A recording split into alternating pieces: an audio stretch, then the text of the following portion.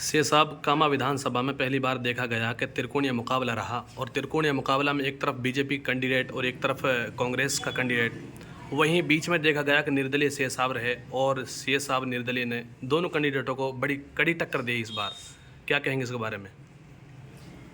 देखिए, सबसे पहले तो मैं कामा विधानसभा के तमाम उन मतदाताओं का शुक्रिया अदा करना चाहता हूँ जिन्होंने इस लोकतंत्र के इस पर्व में बढ़ चढ़कर भाग लिया। और जनता का जो फैसला है वो सराखों पर है, वो स्वीकार कर लिया हमने। जनता ने जो फैसला किया, और जहाँ तक बात है कड़ी टक्कर देने की, तो ये हम पहले दिन से कह रहे थे कि मुकाबला मजबूत मुकाबला है और हमारे और बीजेपी के बीच में मुकाबला रहेगा। कांग्रेस का कैंडिडेट जो है वो मुकाबले में नहीं रहेगा। वो हमारी उम्मीद से ज़्यादा वोटें ली उन्होंने, ये बात भी सही है। नहीं तो हमारा कैलकुलेशन ये थी कि उनकी जमानत जब्त होगी, लेकिन वो थोड़ी ज़्यादा वोट हमारी कैलकुलेशन के हिसाब से उन्होंने ली। काउंटिंग 3 दिसंबर में शुरू हुई तो आप देखा गया कि सी साहब पहले नंबर पर चल रहे थे, लेकिन अचानक सी साहब दूसरे नंबर पर आ गए। हारने की मेन वजह क्या रही? देखिए, पहले से और 18वें राउंड तक हम आगे चलते रहे, और कामा शहर में जैसे ही काउंटिंग आई तो वहाँ भारतीय जनता पार्टी के कैंडिडेट ने वहाँ से ज़्यादा वोटें ली। हमने भी बहुत कोशिश की और हमें लगता है कि शहर में हमारा काम थोड़ा हल्का रहा। हम और कोशिश करेंगे, अगली बार शहर के मतदाताओं को भी जोड़ने की कोशिश करेंगे, भरपूर कोशिश करेंगे। और मुझे ऐसा लगता है शहर के मतदाताओं के लिए मैं सबसे अप्रोप्रिएट उम्मीदवार हूँ, क्योंकि मैं शहर की ज़रूरतों को और शहर की में किस तरह से जो व्यापारी वर्ग है उसको बेहतर से बेहतर सुविधाएं कैसे दी जा सकती हैं, व्यापारी वर्ग के प्रोत्साहन और उत्थान के लिए क्या क्या ऐसे काम हैं जो आज के दौर में किए जा सकते हैं, ताकि बिजनेस को और व्यापार को बढ़ावा मिल सके। तो व्यापारियों को भी शायद हम उस तरह से समझाने में कामयाब नहीं हो पाए। अगली बार हम भरपूर कोशिश करेंगे अपने व्यापारी वर्ग को भी साथ जोड़कर आगे लेके चलने का काम। कांग्रेस के टिकट के लिए आपने काफ़ी कोशिशें की थी, लेकिन टिकट नहीं मिल पाया। तो वहीं पूर्व मंत्री जाहिदा खान कहती हैं कि अभी तक इन्होंने कांग्रेस पार्टी की मेंबरशिप नहीं ली मुख्तियार ने। सबसे पहली बात तो मैं ये बताना चाहता हूँ आपको मीडिया के माध्यम से कि न केवल मेंबरशिप की बात, मैं पदाधिकारी हूँ कांग्रेस पार्टी का, सचिव रहा हूँ मैं ज़िले में। अब जो लोग ये बातें करते हैं कि वो मेंबर नहीं है, तो वो पार्टी से पूछें कि ऐसा कैसे पॉसिबल है कि एक आदमी मेंबर नहीं है और वो पदाधिकारी है पार्टी का। तो या तो वो खुद नहीं जानते पार्टी के नियम कायदे कानून, तो ये सवाल पूछने का है उनसे। और उनसे पूछा भी पत्रकार ने कि वो सचिव हैं, तो उसका कोई जवाब नहीं था उनके पास। कहते हैं वो तो किसी ने बना दिया होगा, आपको भी किसी ने बना दिया होगा, ये तो कोई बात ही नहीं हुई। तो उनका कहने से कोई फ़र्क नहीं पड़ता। अच्छा, अब की बार जो देखा गया है कि कांग्रेस का कैंडिडेट तीसरे नंबर पर रहा है, तो हारने की अगर वजह मालूम की गई तो उन्होंने कहा है कि हरियाणा के यूट्यूबरों ने मुझे हराया है। तो क्या कहेंगे आप इसके बारे में? क्या है पत्रकारों पर इस तरह का आरोप लगाया गया है? देखो, पत्रकार जनता की सही आवाज़ सोशल मीडिया के माध्यम से लोगों तक उन्होंने पहुंचाई।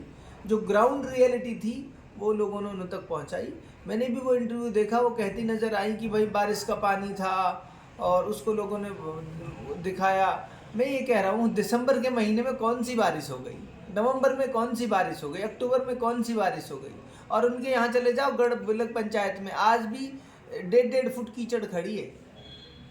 और विधानसभा का कोई ऐसा गांव बता दो जिसमें 1-1 फुट से कम कीचड़ खड़ी हो। तो इन्होंने काम नहीं किया, पैसे खा गए, उसका अननेसेसरी यूट्यूबर्स पे डाले। आज का बदलता दौर है, सच्चाई लोगों तक पहुंचेगी। आज मीडिया के ऐसे मीडियम हैं जो जनता की जो एक्चुअल आवाज़ है वो लोगों तक पहुंचती है, उसको कोई नहीं रोक सकता। अब इंसान अपनी हार का ठीकरा किसी पे फोड़ना चाहे तो वो किसी पे भी फोड़ दे। जनता भोली भाली है, ये पूर्व राज्य मंत्री ने कहा है कि हमारी जनता भोली भाली है। तो इसके बारे में क्या कहेंगे आप? मैं एक सवाल कर रहा हूँ, एक बात पूछना चाहता हूँ आप मीडिया के माध्यम से, कि उनसे कोई ये सवाल पूछे कि जनता भोली भाली है, ये अच्छी बात है या बुरी बात है। उनसे कोई पूछ के बताए कि जनता, जो भी ये कहते हैं मेरी जनता तो बड़ी भोली भाली है, ये अच्छी बात है, ये कोई क्वालिटी है जनता की, या ये कोई दुर्भाग्य की बात है। मैं तो ये कहता हूँ आज के दौर में जब कोई ये कह रहा होता है मेरी जनता तो भोली भाली है, शर्म आनी चाहिए। 35 साल से जो परिवार यहाँ की राजनीति कर रहा है और आज भी वो ये कहे मेरी जनता तो बड़ी भोली भाली है, तरस खाते हैं जनता पे। जनता को कोई भोली भाली नहीं रहनी चाहिए। मुझे 5 साल का मौका दो, 5 साल के अंदर अंदर अगर इस इलाके का एक भी बच्चा ये कह जाए कि हम तो भोले भाले हैं, हमको तो पता नहीं है। इन 2 सालों के अंदर अंदर हमने इतना कर दिया है कि लोगों को अब ये नहीं कह पाएंगे कि तो भोले भाले हैं। लोगों को इतना समझ आ गया है कि कौन हमारा हमदर्द है, कौन इस इलाके के साथ गद्दारी करता आया है, कौन गद्दारी करता रहेगा, ये लोगों को समझ आ गया है। और लोगों को भोला भाला रखा किसने? इनसे कोई पूछ के बताए क्या काम किया है इन्होंने, या ये कहें कि ये कोई क्वालिटी है कि भोला भाला रहना कोई क्वालिटी है। तो भाई ये जश्न मनाओ इस बात के कि मेरी जनता भोली भाली है। हमने लोगों को अवेयर किया है, इसमें कोई डाउट नहीं है। हमने लोगों को जागरूक किया है, इसमें कोई शक नहीं है। अब ये चाहते हैं कि जनता हमेशा बेवकूफ़ बनी रहे। भोली भाली का मतलब इनका ये है कि हमारी जनता तो बेचारी मूर्ख है और उसको मूर्ख बनाए रखना चाहते हैं ये लोग। लेकिन मैं ये कह रहा हूँ हमारी जनता भोली भाली नहीं है, हमारी जनता होशियार है। उनको गलत फहमी थी, वो लोग मुगालते में थे कि यार एक कहावत चलती है हमारे यहाँ कि अपना तो मार के छाए में पटकेगा। अरे मैं ये कह रहा हूँ ये मार के तुम्हें छाए तो दूर ये धूप में भी ना पटके।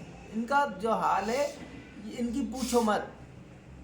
ये तो ये चाहते हैं कि पूरे जीवन भर इनके बच्चे अनपढ़ रहे और हमारे जिंदाबाद मुर्दाबाद करें। इसलिए कहना चाहता हूँ इलाके के लोगों से भी भोले मत बने रहो। भोले लोगों को कोई नहीं गांठता इस दौरे जमाने में। अपने अधिकारों के प्रति जागरूक बनो, अपने राइट्स के प्रति अवेयर बनो। अपना हक कोई अगर देता नहीं है तो छीन के ले लो, मैं तो ये कहता हूँ।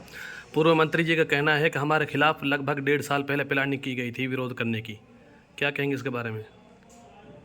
यार वो कुछ भी कह सकते हैं, वो कुछ भी कह सकते हैं। आज उनके पास कोई जवाब नहीं है।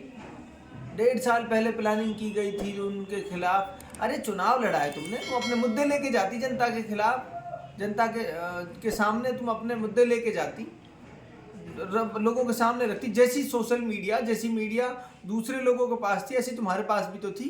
तुम भी अपनी बात कहते लोगों के सामने जाके कि भाई हमने ये काम कराए। लोगों को नहीं दिखते हैं क्या? जिन बातों को बोल रही है लोगों को नहीं दिखते क्या काम कराएं क्या नहीं कराएं। अच्छा, उनका कहना फालतू बातें कर। उनका कहना ये भी है कि कहीं ना कहीं कि हम पर आरोप लगाया जाता है कि मंत्री जी बातें नहीं करती हैं, जाते हैं मुलाकात नहीं हो पाती है, हमारी सुनती नहीं है। तो वो कहते हैं कि हमारा दरवाज़ा खुला रहता है। हमारे एक साथी ने ये कहा था कि मुख्तार अगर विधायक बनेगा तो मुख्तार के घर में दरवाज़ा नहीं रहेगा। तो अब देख लेना, बदलाव इसी को कहते हैं। आज वो ये कहने पे मजबूर हो गए कि हमारा दरवाज़ा तो खुला रहता है। नहीं, पूरे विधानसभा की जनता जानती है कि उनका दरवाज़ा कितना खुला रहता है, कितना बंद रहता है। उनका दरवाज़ा सिर्फ पैसे से खुलता था। वो वही लोग हैं जो ये कहते थे, जो पैसे उगाई करने के लिए जाते थे चुनाव लड़ने के दौरान, ये कहते थे हम तो चुनाव ऐसे लग रहा है जैसे चुनाव जीतने के बाद आए हों।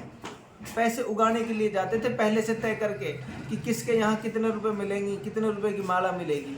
ये वही लोग हैं जो ये कहते थे कि फूलों की माला से काम नहीं चलेगा, पैसों की माला चाहिए। और लोग लाते थे, बेचारे मजबूरी में देते थे। इस बार इतना जागरूक हमने लोगों को कर दिया, इतना लोगों को समझ आ गई कि फूलों की माला नसीब नहीं हुई इनको।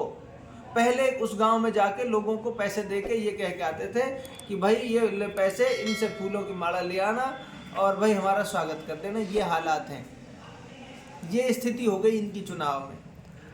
तो लोगों को इतना अवेयर किया है, लोग इतने अवेयर हो गए हैं जो ये लोग कहते थे कि भाई वहाँ जाके फला जगह से जाके पैसे मिल जाएंगे। इस बार कोई एक गांव बता दो जहाँ से इनको 5 पैसे मिले हों। और उससे पहले नोटों की मालाएं मिलती थी इनको दुनिया भर की। तो लोग बहुत बदलाव आया है और इसी बदलाव को कहते हैं। मैं तो ये कह रहा हूँ थोड़े दिनों के बाद आप देखना ये कहने लग जाएंगे कि दरवाज़ा ही खुलवा दिया हमने। तो दरवाज़ा वो जो लगा हुआ है ना उसको खुलवा के हटवा देंगे दरवाजे को। ये बदलाव है। और ये बदलाव जब आता है जब परफेक्ट कंपटीशन होता है, जब बाज़ार में दूसरी अकेली दुकान रहती है तो वो महंगा रेट दे, सस्ता रेट दे, उसी से लेना है। चाहे वो प्यार से बोले, चाहे वो गुस्से से बोले, उसी से लेना है। जब बराबर दूसरी दुकान खुल जाती है तब पता चलता है कि कैसे सामान बिकेगा। तो हमने पहले भी कहा था कि जब बराबर से कोई खड़ा हो जाएगा, इनकी औकात नहीं रहेगी कि किसी आदमी से बदतमीज़ी कर जाएं। और ये हालात हैं आज। इनके अपने खुद के कार्यकर्ता ये कहते हैं कि भाई तुम्हारा एहसान है, तुम्हारे शुक्रगुजार हैं तुम्हारे, कि तुम्हारी वजह से कम हमें तवज्जो मिलने लग गई, हमें इज्जत मिलने लग गई। तो ये सकारात्मक बदलाव है जो हम लोगों के नौजवानों के प्रयासों से आया है। पहली बार कामा विधानसभा में देखा गया है कि एक निर्दलीय ने लगभग 60 या 65 हज़ार वोटें ली हैं। तो वोटरों से जो जिन्होंने वोट दी हैं आपको, तो उसके बारे में आप क्या कहेंगे? देखिए, उनके मैंने लिए पहले भी कहा है, ये 65-70 हज़ार जो लोगों ने हमको वोट दिया, ये तमाम वो लोग हैं जो इस इलाके से सच्ची मोहब्बत करते हैं, जो इस इलाके में बदलाव देखना चाहते थे। और दूसरी बात मैं ये कहना चाहता हूँ, इलाके का 95 से 98% नौजवान यूथ हमारे साथ था। 95% यूथ वो था जो बदलाव चाहता था, 95% यूथ वो था जो हर सूरत में हमारे साथ खड़ा था। और बाकी बूढ़े बुजुर्ग छोटे छोटे बच्चे वो सब दुआएं कर रहे थे। पहली बार ऐसा चुनाव देखा लोगों ने। अच्छा, 13 करोड़ रुपए का मंत्री जी ने स्कूल बनवाया, वो कह रहे हैं कि ये विकास नहीं है, ये तो क्या है, इसको क्यों नहीं दिखाते? जो कराया है, कुछ चीज़ें देखो, सरकार की योजनाएं रहती हैं कि जैसे 25 किलोमीटर की सड़क हर विधानसभा को मिलनी है, तो वो हर विधानसभा को, हर विधायक को मिलेगी। अब महत्वपूर्ण ये है कि जो सरकार की पॉलिसियां हैं उनको इम्प्लीमेंट किस तरह से करते हो आप। 25 किलोमीटर सड़क बनी और उसको 50% पैसा आप कमीशन में खा गए, और फिर ये कहो कि 25 किलोमीटर सड़क तो बनी है। बात महत्वपूर्ण ये है कि जो काम, जो पैसा सरकार से आया, उस पैसे का कितना सही इस्तेमाल हुआ। जो 13 करोड़ रुपए आया, वो 13 करोड़ रुपए सही से इस्तेमाल हुआ या नहीं हुआ, उसमें पढ़ के हमारे इलाके के कितने बच्चे जो हैं तालीम हासिल की।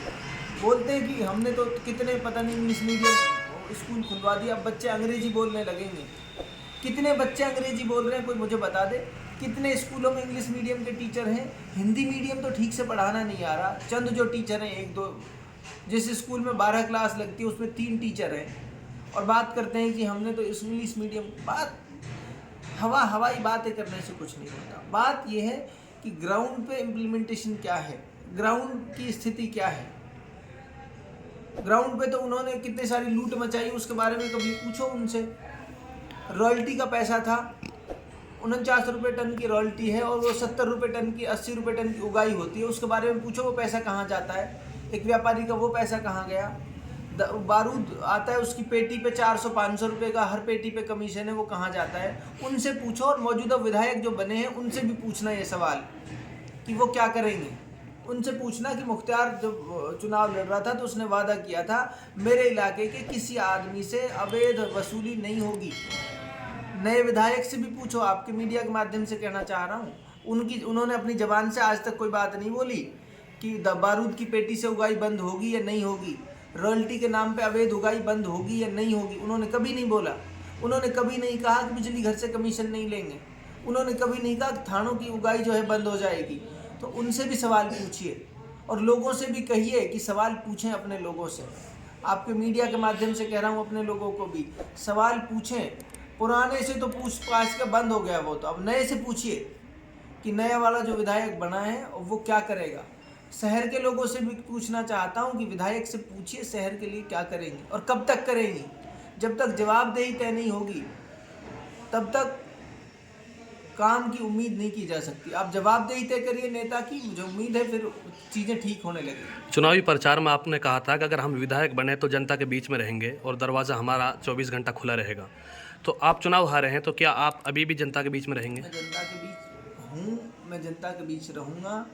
मैं हर संभव प्रयास करूँगा कि इलाके के लोगों की बेहतरी भलाई के लिए जो कुछ भी मैं कर सकता हूँ वो हर संभव प्रयास करूँगा करने की। विधायक ना होते हुए भी मैं बहुत प्रयास करूँगा इलाके के नौजवानों को प्रोत्साहित कर पाऊँ कि वो पढ़ाई के क्षेत्र में, नौकरियों के क्षेत्र में और तमाम एजुकेशन के फील्ड में, खेल के क्षेत्र में, जिन जिन क्षेत्रों में वो बेहतर कर सकते हैं उन तमाम क्षेत्रों में उनको प्रोत्साहित करूँ। मैं भरपूर कोशिश करूँगा कि मेरे इलाके में झूठे मुकदमे दर्ज ना हों। मैं भरपूर कोशिश करूँगा कि मेरे इलाके के लोगों से थानों में झूठे और गलत तरीके की उगाई ना हो, झूठे केसों के नाम पे। मैं कोशिश करूँगा मेरे इलाके में जो ये लूट हो रही है बिजली की टंकियों के नाम पे, ये लूट ना हो। मैं कोशिश हर संभव करता रहूँगा, प्रयास करता रहूँगा। विपक्ष की जो भूमिका है वो हर संभव अदा की जाएगी और बेहतरीन तरीके से अदा की जाएगी विपक्ष की। जाते जाते अपने वोटरों से लिए क्या संदेश वोटरों देंगे? को बस सिर्फ मैं आपके मीडिया के माध्यम से उनका शुक्रिया अदा करना चाहता हूं और उनसे कहना चाहता हूं, हमारा चुनाव अगली बार का आज से और अभी से शुरू है। हम आज से और अभी से ये तय कर लें, इस बार जो हमसे कमी कोताही रह गई, इस बार जो हमसे कुछ और वोटें जो हमें लेनी थी वो लेने से हम रह गए, सभी साथी कोशिश करें, एक एक वोट हम सब साथी बनाएंगे तो इस अगली बार हमारी 1.5 लाख वोट हो जाएंगी। हर साथी कोशिश करे कि एक एक साथी को अपने को मनाए और एक एक वोट बनाने की कोशिश करें।